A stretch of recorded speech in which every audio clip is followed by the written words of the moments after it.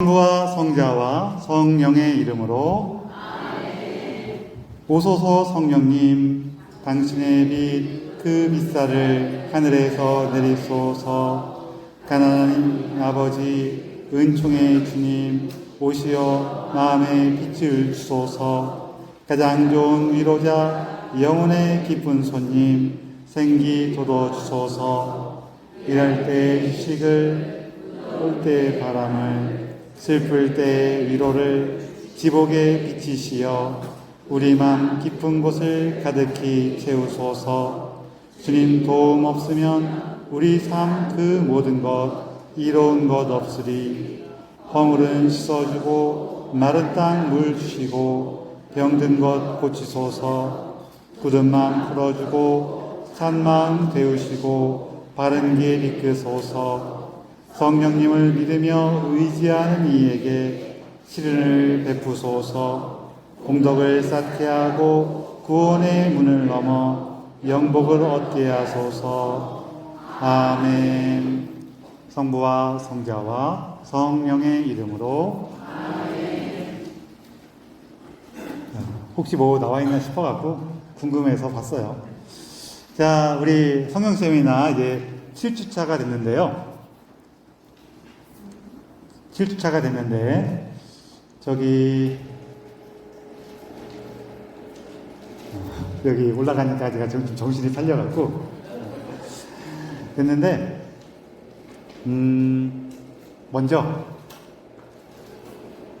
뭔가 내가 세미나 안에서 은총을 충만히 받은 것 같아 라고 느끼시는 분도 계실 거고, 또 어떤 분들은 옆에 사람은 뭔가 신기하게 막 변화되는 것 같은데 나는 좀 아무것도 없는 것 같은데 라고 이렇게 걱정되시는 분도 계시고 그럴 거거든요. 근데 이게요, 저기가 있어요.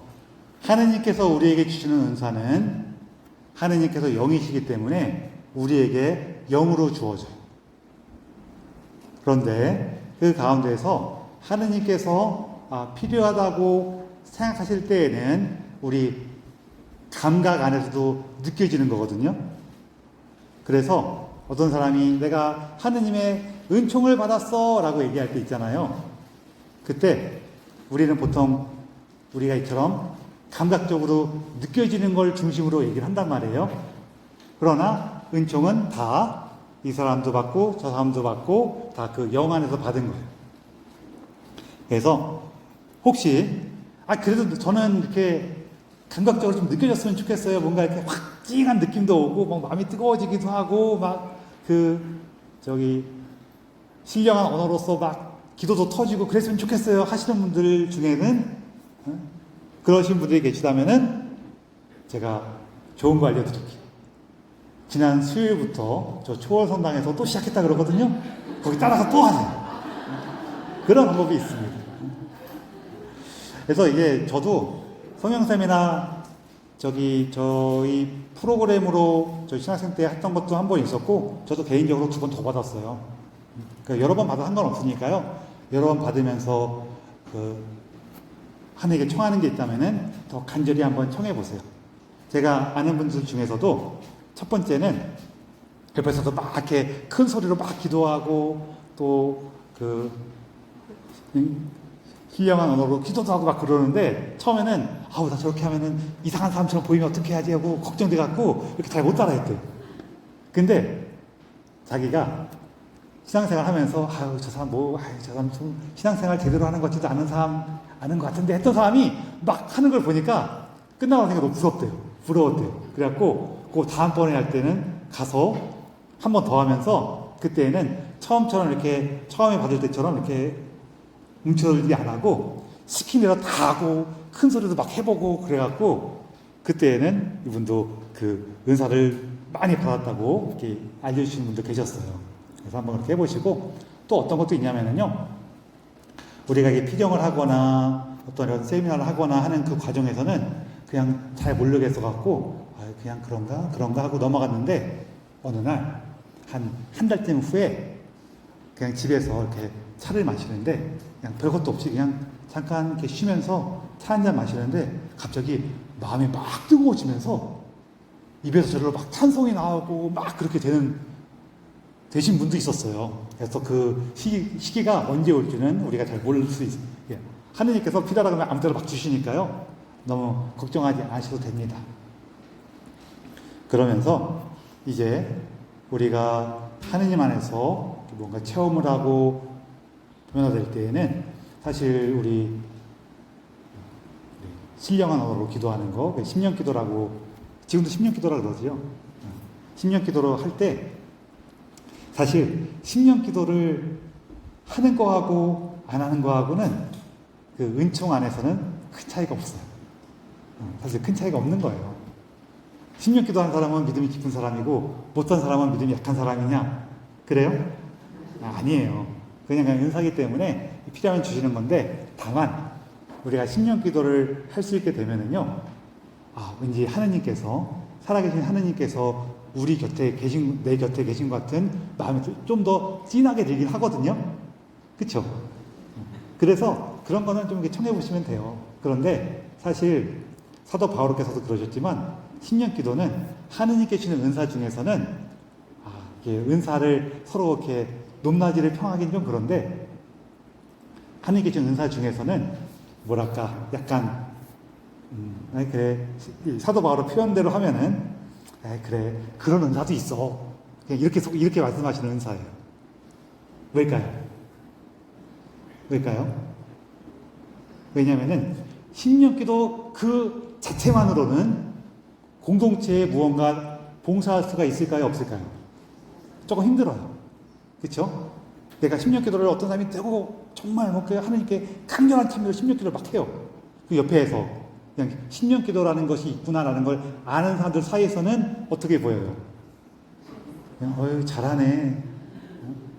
뭐 좀 더 뭔가 공이 있다면은 하느님께서 저런 은사를 주셨구나. 아마 이 정도. 혹은 하느님께서 여기 우리랑 함께 계시네. 이 정도의 어떤 힘을 줄 수는 있을 거예요.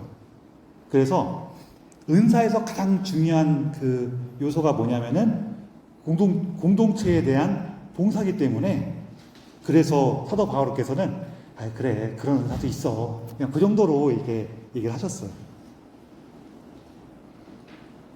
그래서 제가 다시 한번 말씀드리지만, 우리가 심령기도 하게 되면은 정말 하느님께서 나와 함께 계셔라는 그런 살아계시구나, 이런 어떤 실감은 강하게 오기 때문에 그걸 청하고 받는 거는 좋은 일이지만, 받았다고 해서 내가 다 훌륭한 사람이고 못 받다 해갖고 조금 내가 부족한 사람이고 그런 건 아니라는 거예요. 참고를 하시고, 말 나온 김에 우리 이제 사적 계시의 얘기가 가끔 나올 때가 있는데, 제가 그냥 조금 이렇게 주변 얘기부터 먼저 시작을 하는 거예요. 전에 오셨던 신부님 중에 한 분께서는 사적 계시 같은 건 없다고 하신 적도 있죠. 여기서 말씀하신 게 아니셨나? 그러실 수도 있는데요. 이게 왜 그런 거냐면요, 이런 거예요. 저는 거꾸로 뭐라고 얘기하냐면은 모든 사람이 사적 계시를 받습니다라고 얘기를 해요. 그게 같은 말이에요. 왜냐? 이 사적 계시 같은 거, 예를 들어서 그 선생님이 어떤 애한테 너만 먹어 그러면서 아이스크림 하나 사줬어요. 그럼 이거는, 이 아이스크림은 특별한 거죠. 그쵸?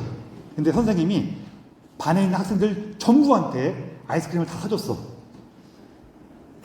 좋은 거긴 좋은 거지만 그 반에서는 특별한 거예요, 안 특별한 거예요? 특별하지 않은 거예요. 여러분, 사적 계시는 뭐냐면은 하느님께서 사적으로 우리를 비추어 주시는 게 사적 계시죠. 개인적으로 한 사람 한 사람에게 당신 계시의 빛을 비추어 주시는 것을 사적 계시라 그래요. 자, 모든 그리스도인들은 계시를 받습니다. 내가 오늘 아침에 딱 일어났어요. 하루 종일 열심히 일하다가 저녁 때 돼가니까 피곤해서 오늘 그냥 쉴까 그러다가, 아니야 그래도 오늘 세미나가 있으니까 가야겠어 하고 나왔어요. 자, 오늘 세미나가 있으니까 성당에 가자라는 이 계시를 받은 거예요, 안 받은 거예요? 받은 거예요. 받았죠? 사적 계시예요. 이런 식으로 모든 그리스도인들은 각자 자기의 삶에서 하느님의 비추심을 받아요. 그래서 어떤 사람만 사적 계시 받고 나는 못 받은 게 아니라 모든 사람이 다 받는 거예요. 그리고 이 사적 계시는 중요한 특징이 있어요. 어떤 특징이 있냐면은 사적 계시는 기본적으로 그 말씀을 받은 사람에게 주신 거죠. 그쵸? 자, 그럼 내가 예를 들어서 오늘 세미나가 있으니까 이사에 가야겠어 라는 계시를 받고 가면서 만나는 우리 형제 자매들에게 오늘 세미나가 있어요 같이 갑시다 라고 얘기하는 거는 돼요 안 돼요? 돼요. 자, 그런데 내가 계시를 받았으니 당신도 가야 합니다. 안 받으면 벌 받을 겁니다. 이거 돼요 안 돼요? 이거 안 돼요. 왜 안 돼요? 왜 안 돼요? 계시는 특히 사적 계시는 기본적으로 누구한테 준 계시예요? 너한테. 그래서 야, 내가 이런 어떤 하느님의 계시를 받았는데 너도 같이 할래? 그거 되게 좋던데 라고 꼬시는 거 돼요 안 돼요? 꼬시는 건 돼요. 꼬시는 건 돼요. 꼬시는 건. 꼬시는 건 된다는 거예요. 꼬시는 거. 이거 너무 좋은 것 같아. 너도 같이 하자 라고 꼬시는 건 돼요 안 돼요? 돼요. 그런데 너도 해야 돼. 이거 돼요 안 돼요?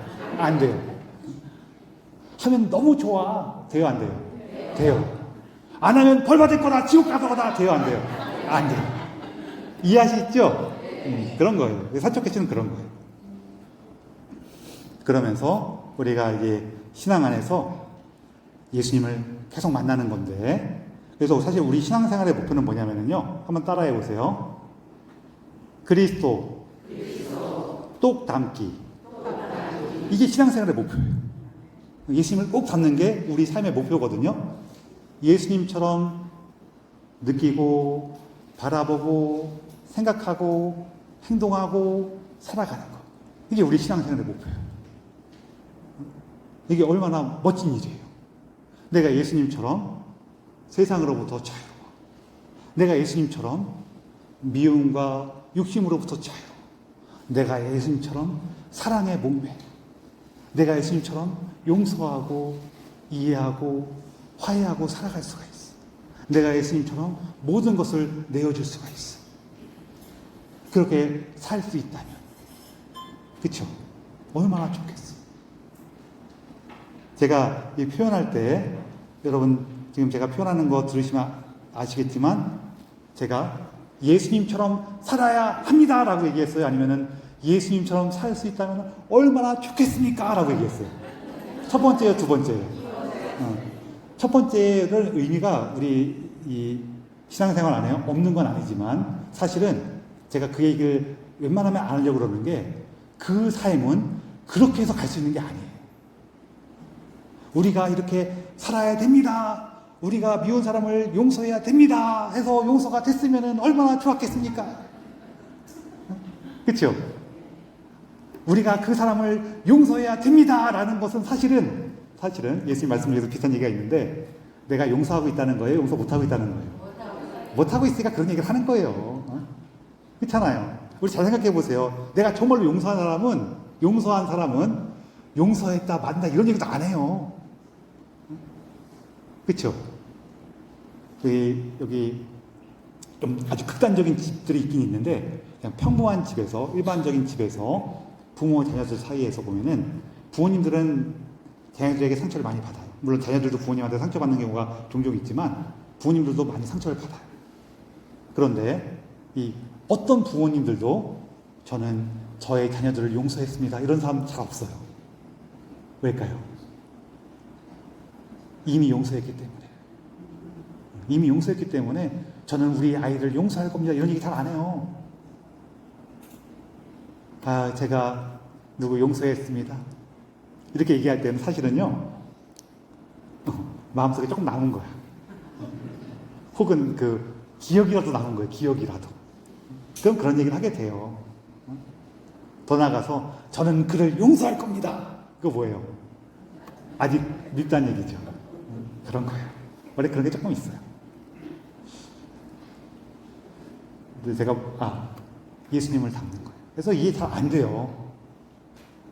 우리가 어떤 것을 행하는 것은 그렇게 하여라 했을 때 이미 준비가 된 상황. 내가 어느 정도 준비가 돼 있어. 이제 갈 길만 떠나면 돼. 근데 주저주저 하고 있어. 그럴 때 슬쩍 엉덩이를 밀어서 내보낼 때, 그때만 이거 해야 됩니다 했을 때 해요. 근데 보통은 어떻게 하냐면은 특히 꾸준히 해야 되는 거죠. 꾸준히 해야 되는 거. 꾸준히 해야 되는 것들은 어떻게 해야 되냐면은요. 야, 저기 저 바다 건너에 가면은 멋진 섬들이 있고 거기 새로운 세상이 펼쳐져 있어. 희망을 주는 거예요. 꿈을 보여주는 거예요. 그러면은 알아서 배를 만듭니다. 이게 장기적으로 할 때는 이렇게 하는 거예요. 우리가 아이들 키울 때 보통 이렇게 많이 하거든요. 아이한테 꿈을 주면은 알아서 배를 만들어요. 배를 만들라는 얘기를 안 해도 돼요. 그 방식으로 우리도 나 자신을 키우는 거예요. 내가 예수님과 함께 할 때 얼마나 멋진가. 복음서에 사실 그래서 예수님이 그런 얘기를 되게 많이 하세요. 예수님께서 너희는 이렇게 살아야 된다, 이거 해야 된다, 이런 얘기 별로 안 해요. 간혹 이런 상황에서는 어떻게 해야 됩니까 할 때에는 예수님께서 이렇게 하는 게 더 좋아라고 말씀을 하시는데, 기본적으로 예수님의 태도는 야, 우리가 구원의 삶을 산다는 것은 이런 거야. 그 안에서 우리가 누리는 자유와 기쁨이란 얼마나 멋진가. 그 꿈을 줬을 때 그럼 거기 어떻게 가야 됩니까? 라고 물어볼 거 아니에요? 그때 얘기하는 거죠. 십자가가 필요하다. 그렇게 해서 예수님께서 우리를 꼬시십니다.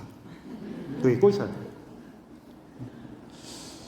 그래서 아우구스티노 성인께서도 특별한 얘기를 하신 게 있는데, 특별히 강론에 대해서 얘기하실 때요, 뭐라고 하셨냐면은, 강론은 이제 설교하고 강론은 사실 좀 다른 거예요.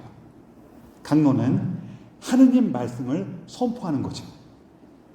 그래서 강론은 우리가 특별히 윤리적으로 이렇게 해야 됩니다, 저렇게 해야 됩니다로 끝나면 안 된다는 거예요. 강론의 핵심은 하느님께 대한 찬미가 돼야 돼요. 그래서 저도 물론 형태상으로는 그러네, 우리가 뭐 이렇게 합시다, 우리가 저렇게 합시다 라고 말씀드릴 때가 있지만, 강론의 핵심은 하느님께 대한 찬미예요.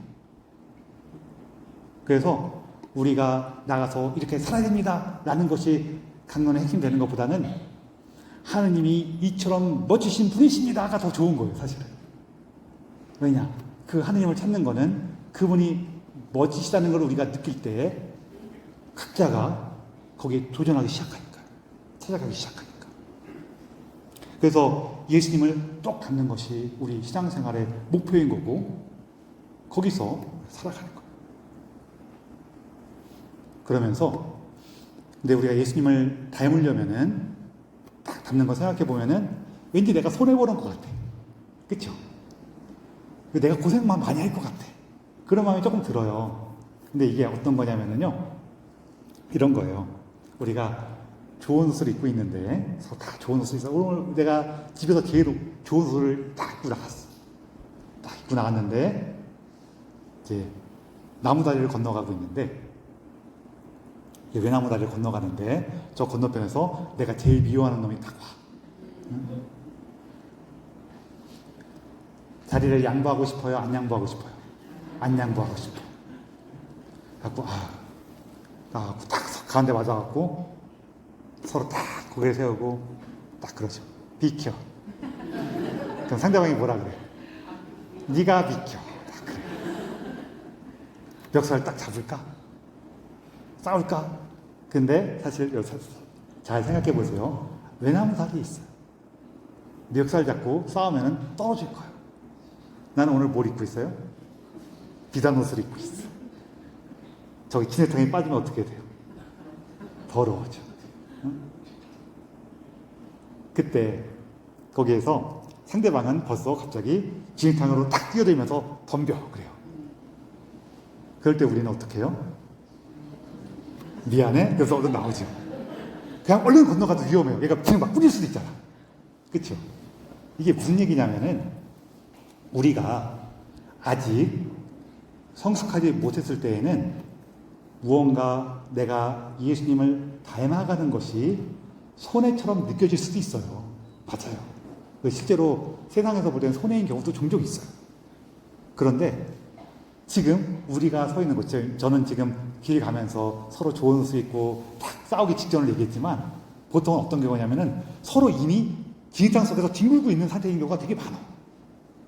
그런데 누가 먼저 일어나요? 아, 내가 진흙탕 속에 있구나 라는 것을 깨달은 사람이 먼저 자, 그래, 너 이거 다 가져. 이 진흙탕은 다 네 거야. 그리고 나올 거 아니에요. 그렇죠? 그렇게 되는 거예요. 그래서 이게 그 앞 단계에서는 아직 내가 미성숙한 상태에서는 손해보는 것처럼 느껴지면 그렇지 않아요. 그래서 이 내용이 우리 그 복음서에 어떻게 나오냐면은 마지막 날에 대한 예수님의 말씀 안에서 이렇게 얘기하죠. 두 사람이 들에 있다가 한 사람은 데려가고 한 사람은 놓아줄 것이다. 두 사람이 맷도질을 하고 있다가 한 사람은 데려가고 한 사람은 놓아줄 것이다. 그러죠. 이게 무슨 얘기냐면은 두 사람이 그냥 우리가 서로 일상생활에서 지지고 볶고 살아간다는 거예요. 그러다가 먼저 문득 하느님의 말씀을 깨닫고 예수님의 그 은총의 삶으로 들어간 사람은 그 지지고 볶는 삶에서 벗어나게 되고 그렇지 못한 사람은 거기 남는 거예요. 그렇게 된다는 거예요. 그래서 우리가 예수님께 청할 것은 일단 여기서는 두 가지죠. 하나는 예수님, 제가 당신을 닮는 그 삶으로 가고 싶습니다. 욕심과 두려움과 애착과 연약함과 상처로부터 자유로워지는 그 삶, 그 삶으로 가고 싶습니다. 이게 왜 자유냐면요, 우리가 여기 어떤 사람이 막 구걸 하고 있어. 내가 지갑을 딱 좀 줄까 하고 봤더니 하필이면은 1,000원짜리는 다 없고 1,000원짜리는 다 없고 5만원짜리만 다 있어. 그러면은 딱 주기가 쉬워요, 어려워요? 어려워. 그쵸? 사실 어려워. 1,000원짜리 몇 장 있으면 얼른 주겠는데 어려워. 자, 그럴 때 기꺼이 5만원짜리도 딱 줄 수 있는 사람은 두 종류의 사람이 있어. 어떻게 하면 줄 수 있느냐면은 누가 와서 내 지갑에다가 5만원짜리를 100장을 딱 넣어줘. 그럼 딱 줄 수 있어요, 없어요? 있죠. 이 방법이 하나가 있고 두 번째 방법이 하나 또 있어요. 그게 뭐냐면은 문득 잠깐만 나한테 지금 5만원이 필요한 건가? 라는 생각이 들었을 때 글쎄 꼭 필요한 것 같진 않은데 근데 나는 왜 5만원에 대해서 이렇게 애착을 갖고 있지? 그럼 거기에는 나의 애착, 이거 주고 나면 내일 뭐 먹고 살지라는 두려움, 여러 가지가 있을 수가 있어. 어릴 때 돈 없다고 놀림받았던 상처, 그런 게 있을 수도 있어요. 근데 내가 이런 애착, 두려움, 상처로부터 해방되고 치유받으면은 5만원으로부터 자유로워져요, 안 자유로워져요? 자유로워져. 그럼 줄 수도 있는 거예요. 꼭 주라는 얘기는 아니에요. 그렇게 변화되는 거란 말이에요. 그러면서 우리가 이제 예수님께 청한 거는 이런 자유로움에 대한 얘기를 하는데 청하는 건 뭐냐면은 제가 당신처럼 살아갈 수 있는 그 힘을 저에게 주십시오. 혹은 뭐 비슷한 건데 제가 지금 저의 부족함이 이렇게 크니까 제가 이렇게 연약하니까 당신께서 도와주십시오. 라고 청하는 거예요. 그래서 이게 한순간에 확 뛰어넘는 사람도 있긴 있는데요. 이게 한 걸음 한 걸음 나아가는 경우가 더 많아요. 물론 그 순간에 느낄 때에는 뭔가 내가 확 뛰어넘은 것 같아. 근데 그 확 뛰어넘는 게 있고 또 있고 하다가 나중에 딱 보면은요, 그게 계단처럼 한 계단 한 계단 이렇게 한 걸음 한 걸음 나간 게 많이 쌓여있는 것처럼 보일 때가 더 많아요. 어떤 건지 이해되시죠? 그거 넘는 순간에는 되게 힘들어갖고 그냥 확 뛰어넘는 것처럼 느껴지는데요. 나중에 딱 뒤돌아서 보면은 예수님과 살아온 저 순간들이 내가 그때는 뭔가 엄청난 걸 뛰어넘는 것처럼 느껴졌지만 사실은 한 걸음 나갔던 거구나. 또 그걸 딛고 또 새로운 한 걸음 나가고 새로운 한 걸음 나가면서 여기까지 왔구나 라고 느낄 때 굉장히 많아요. 그런 것들이 하나님 안에서 감사한 일이죠. 그러면서 우리가 예수님에 대해서 기억했으면 하는 건 뭐냐면요, 이렇게 성경에서 많이 얘기하는 건데 예수님께서는 우리에게 착하게 살아라 라는 말씀은 거의 안 하세요. 어떤 얘기를 많이 하시냐면은 나는 너를 해방하였다. 너에게 자유를 주었다. 이런 얘기는 되게 많이 해요. 왜? 아까 전에 우리가 자유에 대한 얘기를 한 것처럼 사람에게 진정한 자유를 주면은 사람은 좋은 거래요. 내가 한번 삶을 한번 잠깐 돌아보세요. 내가 무언가 실수하고 아쉽고 후회하는 그런 것들 안에 보면은 내가 그때 무언가에 대해서 너무 걱정을 많이 했거나 너무 뭔가 애착을 가졌거나 욕심을 가졌거나 혹은 상처 때문에 올바른 어떤 방향을 잡지 못했어. 그런 경우들이 굉장히 많죠. 근데 그런 것들로부터 자유로워지면은 우리는 좋은 걸 하려고 애쓰고 도전해요. 반면에 착하게 살아라 막 그러잖아요. 그럼 사람은 자유로워지는 게 아니라요, 쪼다가 돼요. 이거 어떻게 해야 되지? 이거 착하게 해야 되지? 이러면서 점점 쪼다가 돼요. 하느님은 우리가 자유로워지는 걸 원하시지 쪼다가 되는 걸 원하지 않으세요. 그래서 오늘 강론 때 십자가 얘기 많이 했잖아요. 그 십자가도 그 자유로 나가는 열쇠이기 때문에 예수님께서 우리에게 십자가를 주시는 것이지, 그 십자가 안에서만 우리가 자유로 나갈 수 있기 때문에 십자가를 주는 것이지 그걸 해야 되기 때문에 하는 게 아니에요. 약간 이 표현이 애매하긴 한데, 이 사람이 어떤 고생이나 고통을 통하지 않고서는 구원도 잘 안 나가려고 그래요. 그러다 보니까 우리 존재의 연약함 안에서는 해야 되는 일이 맞긴 맞는데 그게 자체가 목적은 아니에요. 그래서 우리가 이런 예수님께 주는 그 자유로움을 나가려면은 십자가 안에서 수없이 많이 넘어지고 깨지고 하는 걸 경험할 수밖에 없습니다. 제가 아까 전에는 멍청 비용이라고 그러기도 했는데, 우리가 다 멍청해요. 멍청하다 보니까 여기 깨지고 저기 깨져봐야지, 여기로 가면 한 대 맞고 저기로 가면 두 대 맞는구나, 이게 안단 말이에요. 내가 봤어. 여기로 가면 한 대 맞을 거고 저기로 가면 두 대 맞을 거야, 이런 상황 없어요. 가서 한 대 맞아봐야지 여기로 가면 한 대 맞는구나, 이렇게 알아요. 그러니까 그거를 다 해보면서 가려니까 얼마나 많이 고생을 하겠어요. 그렇죠? 그래서 예수님을 찾아가는 과정에서는 그 과정이 있어요. 그럴 때 너무 실망하거나 너무 이렇게 자책하지 않으셨으면 좋겠어요. 다 치료해야 될 과정이고 거쳐야 될 길이에요. 그래서 그런 어떤 우리 안에 여러 가지 어려움을 통해서 우리가 하느님께 나아간다는 것도 같이 기억해 주셨으면 좋겠어요. 중간에 잠깐 좀 생각을 전환하기 위해서 우리가 하느님을 강하게 체험하는 방법 몇 가지가 있는데요. 그 안에서 우리가 계속 우리 신앙생활 살아가는데, 하나는 보통 많이 뭘 얘기하냐면은 묵상을 많이 얘기해요. 묵상하는 방법도 되게 다양하게 있긴 있는데, 묵상은 어떻게 하는 거냐면은 결국에는 나를 내려놓고 하느님하고 이렇게 통하는 거예요. 그래서 그것이 묵주기도가 되건 성체주배가 되건 뭐 거룩한 독서가 되건 다양한 방법들이 있거든요. 근데 훈련해야 돼요. 그냥 한 번 했다고 묵상 잘하는 분 잘 없어요. 그리고 어떨 땐 이럴 때도 있거든요. 묵상하면서 그냥 묵상하는 1시간 내내 딴 생각만 하다 왔어, 그러시는 분들 계시거든요.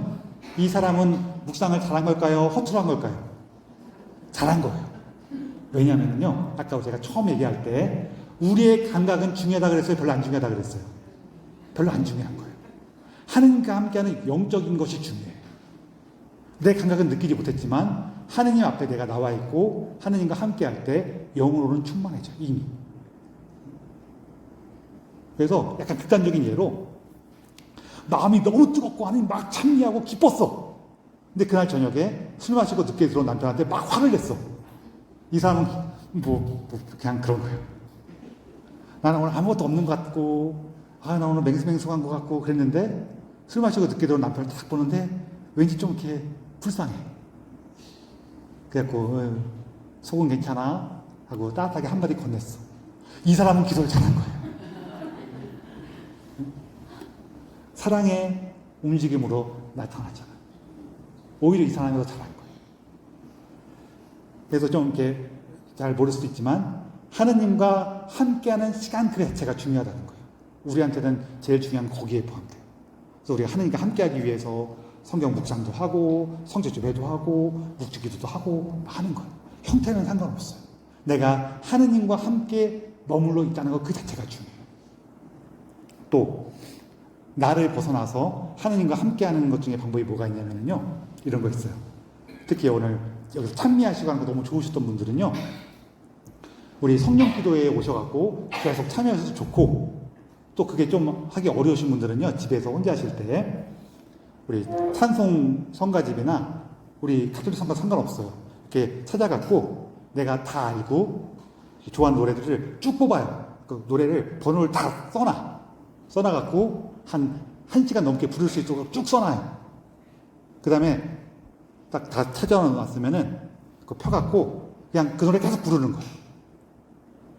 근데 이거 부를 때에는 저는 이게 좀 더 좋았어요. 이거 제가 되게 존경하는 신부님께서 알려주신 방법인데, 뭐가 좋았냐면은 대신 노래 부를 때는 살짝 빠르게 부르는 게 좋아요. 예를 들어서 주여 임하소서 이런 노래도 주여 임하소서 이렇게 부르는 거예요. 그렇게 부르면서 쉬지 않고 계속 부를 수 있도록 미리 노래를 다 정해놓는 거예요. 그래서 그렇게 막 노래 부르다 보면은 어느 순간에 되면은 나를 좀 더 벗어나서 하느님 안에 머무르게 되는 경우도 있거든요. 그래서 그런 것도 좋아요. 그리고 이렇게 높아지면 조금 말씀드리면은 이렇게 하느님 찬송하고 찬미하는 것 안에서 하느님을 깊이 체험하신 분들은 저는 성취주배를 좀 많이 권해요. 왜냐하면은 이게 우리 삶이 좀 균형이 맞아야 돼. 하느님을 찬미하고 찬송하는 것은 나를 막 이렇게 흥겹게 이끈 거거든요. 그러면은 우리 여러분, 내가 살아가면서 하루 종일 되게 막 엎드려서 살 수 있어요, 없어요? 좀 엎드렸으면은 잠깐 쉬었다가 그 해야 될 거 아니에요, 그렇죠? 잠깐 이렇게 진정하고 쉬는 거는 성취주배가 최고예요. 저도 여기 경기도 사투리 있어갖고 뭐 하다 보면은 최고요. 경기도 사투리가 몇 가지 있어요. 그래서 그렇게 묵상하는 것도 되게 좋은 방법이고, 여기 찬송하는 것도 좋고, 또 그거 말고도 좀 더 있는데, 뭐 내가 하는 모든 것들을 하느님하고 연결시켜 갖고 하는 방법도 있는데요. 요것도 훈련이 잘 안 되면은 하느님과 연결을 시키는데 조금 이상하게 연결시키는 경우가 간혹 있어 갖고, 뭐 다른 것도 잘못하면 조금씩 문제가 생길 수 있는데, 좀 이렇게 너무 막 하기만 하면 이렇게 그래서 이럴 때에는 보통의 교우분들은 본당 신부님에 대한 접근이 제일 좋으니까요. 본당 신부님한테 가고 제가 요즘에 이렇게 하고 있는데 이런 일이 있었어요 라고 하면서 영적인 지도 받으시는 것도 좋아요. 원래 본당 신부님은 여기 본당 교우들의 영적인 지도를 위해서 있는 거니까. 그래서 그런 것도 해보시면 좋습니다. 그리고 우리 유혹하는 거에 대한 얘기를 할 건데, 제가 좀 얼른 얘기를 할게요. 우리 뭐 세속, 육신 이런 건 우리가 잘 알아. 세속에 있는 많은 것들, 뭐 재물이라든지 인기라든지 뭐 명예라든지 이런 거를 우리를 막 되게 끌어요. 그것도 겉모습을 되게 교묘하게 숨겨갖고 나를 막 이렇게 끌거든요. 뭐 대표적으로 야 이렇게 하면은 잘못될 것 같아, 이렇게 하면 너 혼날 것 같아, 뭐 이런 식으로 이렇게 모양을 바꿔서 이렇게 하면 너 혼날 것 같아, 너 욕먹을 것 같아. 이것도 뭐예요? 결국에는 주위로부터 인정받고 싶어랑 비슷한 거거든요. 그거를 양면에 해당되는 건데, 그런 식으로 세상도 꼬시고, 우리 육신은 기본적으로 나의 안전함, 나의 편안함 이런 거를 중심으로 움직이거든요. 그러다 보니까 대표적으로 문제가 뭐냐면은 새로운 걸 할 때 되게 힘들어. 왜냐면은 우리 몸은 안전한 게 제일 좋아. 안전한 건 어떤 거예요? 익숙한 거, 해보던 거, 이게 안전해. 그래서 이게 제일 심한 경우가 어떤 경우냐면요, 남편이나 부모로부터 막 계속 구박당하고 학대받고 가스라이팅 당하는 사람들이 잘 못 벗어나요. 왜? 가스라이팅 당하는 거는 이미 익숙해졌거든. 그러니까 계속 그냥 그렇게 그냥 이 사람하고 저항하고 맞서는 건 너무 두려워. 지금 있는 거는 내가 되게 힘들고 괴롭지만 나한테 익숙하니까 이거 힘들겠지라고 내가 알아. 그러니까 안 벗어나고 싶은 거야. 이게 우리 육신이 주는 유혹이 이런 게 있어요. 그래서 이럴 때에도 예수님이 강하게 청하세요. 예수님께서 우리를 치유하실 때 비로소 내가 나를 이렇게 압박하는 사람들, 우리가 원래 친한 사람들끼리는 서로 조금씩 가스라이팅을 해요. 그래서 그걸 가스라이팅이라고 그때는 표현 안 하는데, 가스라이팅이 되려면은 이 사람이 나 말고, 그러니까 내가 그 사람 말고 다른 사람하고 접촉하는 것까지 끊으면은 그때는 가스라이팅이 돼요. 그 내가 뭐한테 뭐가 권할 때, 내가 내 말 안 들을 때, 너 이거 해야 돼. 그럴 때 걔가 너 나 가스라이팅 하냐? 그랬을 때 내가 야, 딴 사람한테 가서도 다 물어봐봐. 다 물어보고 와. 이러면은 가스라이팅이 아닌 거예요. 근데 우리가 서로 조금씩 이렇게 서로 압박을 주긴 하죠. 안 줘요? 안 주세요? 우리 서로 사랑하면 압박을 조금씩 줘요. 어떻게 압박을 주냐면은 표현은 다양한데, 네가 내 말을 안 들으면은 내가 너를 더 이상 사랑하지 않을 것 같은데 하면서 압박을 조금씩 줘요. 가장 대표적인 게 뭐예요? 너 이거 안 하면 엄마한테 혼난다 이러잖아요. 이게 대표적으로 압박을 주는 거예요. 근데 다른 사람하고 교육을 끊거나 그러지 않죠. 이런 것들도 있어요. 이런 것들에서 벗어나기 위해서는 좀 더 자유로워지는 거는 예수님께서 나를 사랑하시고 나와 함께 계시고 나가 강해지면 강해질수록 좀 더 힘이 나요. 대신 이제 마귀에 대한 얘기를 할게요. 마귀가 기본적으로 우리가 악한 것을 하도록 우리를 유혹해요. 이건 우리가 기본적으로 여기까지는 알아. 그런데 악령에 대한 전승 한 가지를 말씀드릴게요. 지금 제가 좀 마음이 밖에서 쫄아드는 게, 시간이 조금 오버될 것 같아요. 그러긴 한데, 그냥 봐주십시오. 악령에 대한 전승 중에 어떤 게 있냐면요. 이제, 우리 전해지는 얘기에 의하면은, 하느님께서 세상을 창조하셨을 때, 그때 천사장이었던 루치페르가 하느님께 반역을 해갖고, 하늘의 천사 3분의 1이 루치페르를 따랐다 그래요. 그래서 그것을 누가 막냐면은 미카엘 대천사가 나머지 천사 군단을 이끌어서 이 루치페르와 그 일당을 몰아내서 나락으로 떨어뜨려요. 그래서 거기서 이제 그들이 악마가 됐다 이렇게 전해지거든요. 자, 그런데 여기서 여러분, 루치페르는 뭐 때문에 하느님께 저항했을까요? 하느님께 반역을 했을까요? 하느님이 되고 싶었어. 비슷한 얘기예요. 보통 루치페르를 교만으로 많이 표현하는데, 루치페르가 어느 날, 이 루치페르라는 말 자체는 빛을 가져오는 자라는 뜻이에요. 빛을 가져오는 자. 이름 자체가. 그래갖고 이름 좋죠. 그러니까 하느님의 영광을 가져오는 자였어요. 그래서 하느님과 가장 가까웠는데, 그래서 알게 됐어요. 하느님의 계획을 알게 됐어요. 뭐냐면은 인간을 창조하시고 이렇게 부족하고 가엾은 인간을 사랑하셔서 그들에게 영원한 생명을 줄 거라는 것을 딱 알았어요. 근데 루치페르가 생각할 때 이건 말이 안 되는 거야. 왜? 인간은 연약한 존재야. 인간은 하느님께 사랑받을 가치가 없어. 그래서 루치페르가 하느님께 얘기한 거죠. 하느님, 그들은 그럴 자격이 없습니다. 그처럼 큰 사랑을 받을 적이 없습니다. 그러니까 그 계획을 접으십시오. 이 표현 자체가 뭐예요? 하느님이 옳다는 거예요? 내가 옳다는 거예요? 내가 옳다는 거예요. 그래서 그 자체가 하느님께 대한 반역이 된 거예요. 왜? 사람은 육과 영이 같이 있기 때문에 속으로 딴 마음 품어도 겉으로는 잘할 수 있어요. 근데 루치페르는 영이었잖아요. 영은 겉과 속이 똑같아요. 자기의 존재가 자기의 삶이야. 하느님을 거부하고 하느님의 뜻에 틀리고 자기가 옳다고 하는 그 순간 나는 하느님보다 내가 옳다는 거예요. 그래서 거기에 동조했던 하늘의 천사 3분의 1을 루치페르를 따랐어요. 이거 약간 전설적인 얘기가 포함되어 있는 건데 이 안에 담겨져 있는 우리 삶의 가치를 기억해 보시면 좋을 거예요.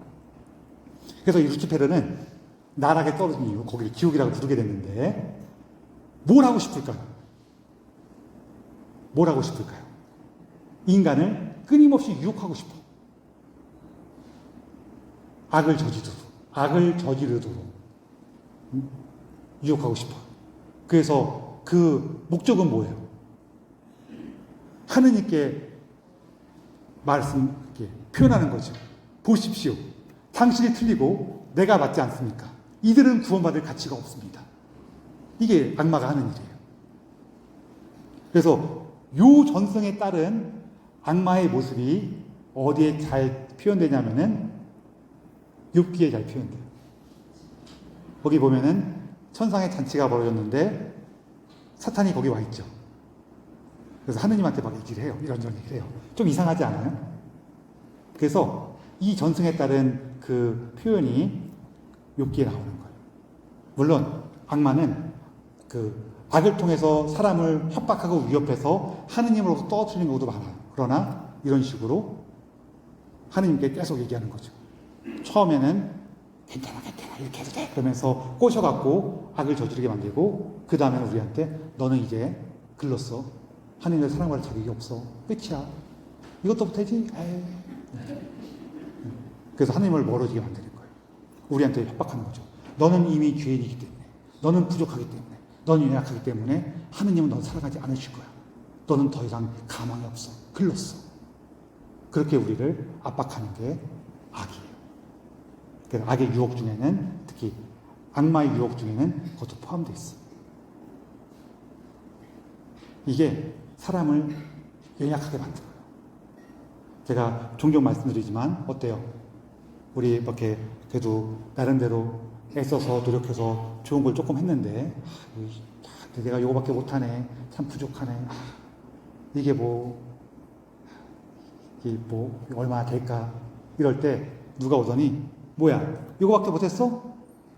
제대로 좀 해라. 너 이거 갖고 아무것도 안 된다. 그러면은 좀 전까지는 아이고 내가 이렇게 부족하네라는 마음 들다가도 누가 가서 그렇게 얘기하면 어때요? 이때 때려쳐 안 해. 그렇게 되죠. 안 그래요?